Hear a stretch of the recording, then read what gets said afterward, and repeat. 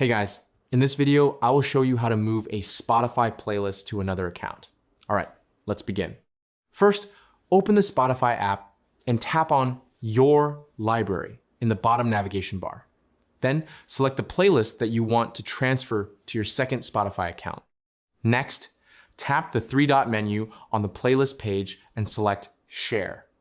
Before copying the link, make sure the Invite as Collaborator option is enabled. This allows another Spotify account to access and join the playlist. After that, tap Copy Link to save the playlist invitation link. Now return to the Spotify home screen and tap your profile icon in the top left corner. From there, add or switch to your second Spotify account by signing in with the correct login details. Once you are signed into the second account, tap the search bar and paste the playlist link you copied earlier. Then press Search and open the playlist invitation page. You should now see a Join Playlist button. Tap it to add the playlist to your second Spotify account. After joining, go back to Your Library, and you will find the playlist available on the new account. So that's basically how you can move a Spotify playlist to another account. That's it for this video. Thanks.